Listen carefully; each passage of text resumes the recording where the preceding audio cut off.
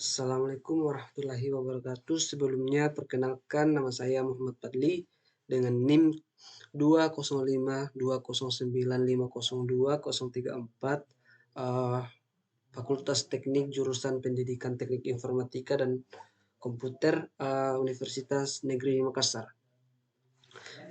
Baik, di sini saya akan menjelaskan apa itu deadlock dalam sistem operasi.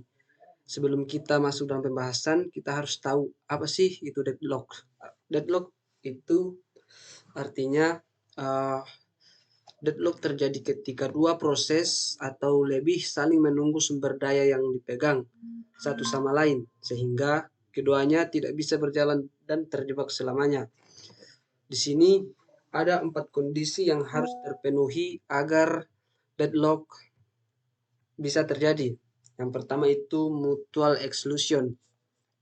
Artinya, sumber daya hanya bisa dipakai oleh satu proses dalam satu waktu. Tidak bisa berbagi. Contohnya, printer hanya bisa dipakai satu orang. Jadi yang lainnya harus menunggu. Kemudian yang kedua ada hold and wait. Di mana proses sudah memegang satu sumber daya, tapi masih menunggu sumber daya lainnya. Artinya proses A sudah pegang printer dan tapi masih menunggu scanner. Yang ketiga ada no preemption. Artinya sumber daya tidak bisa diambil paksa, hanya bisa dilepas oleh proses itu sendiri. Seperti sistem tidak bisa merebut resource dari proses lain. Yang keempat itu ada circular wait. Biasanya terbentuk rantai melingkar. Ada P1 tunggu P2, P2 tunggu P3, dan P3 tunggu P1.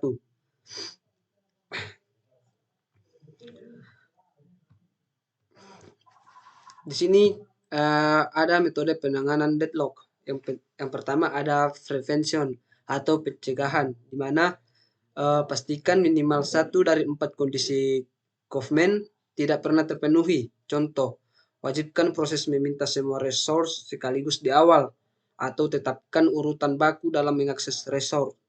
Kelebihannya itu deadlock tidak akan pernah terjadi. Kekurangannya pengguna resource menjadi tidak efisien. Yang kedua ada avoidance atau penghindaran. Sistem memeriksa terlebih dahulu apakah pemberian resource aman. Menggunakan algoritma Vickers untuk mengecek kondisi aman. Jika pemberian resource berpotensi deadlock, permintaan ditunda. Kelebihannya itu lebih fleksibel dan dari pencegahan. Kekurangannya itu perlu mengetahui kebutuhan resource sejak awal. Kemudian ada detection and recovery atau deteksi dan pemulihan.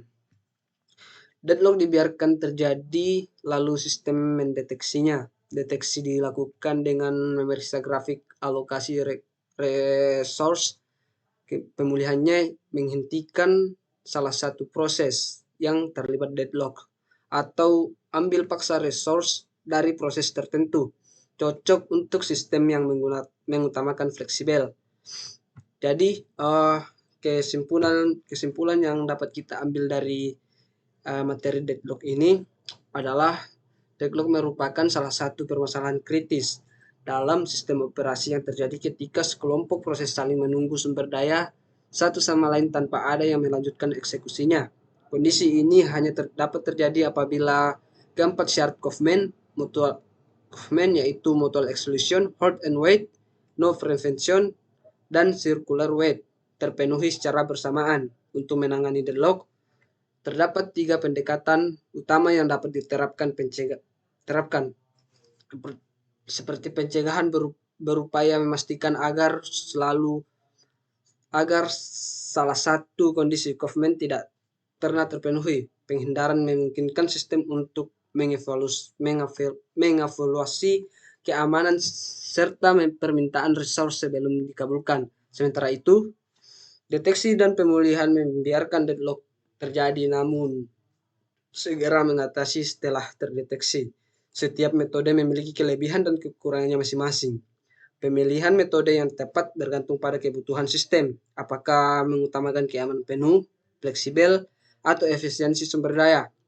Sistem operasi modern umumnya menggabungkan lebih dari satu pendekatan untuk hasil yang optimal.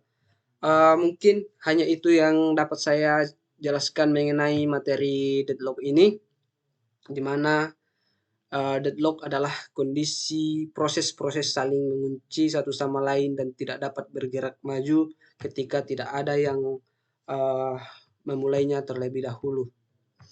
Baik, sekian. Terima kasih. Assalamualaikum warahmatullahi wabarakatuh. Saya Muhammad Fadli pamit undur diri.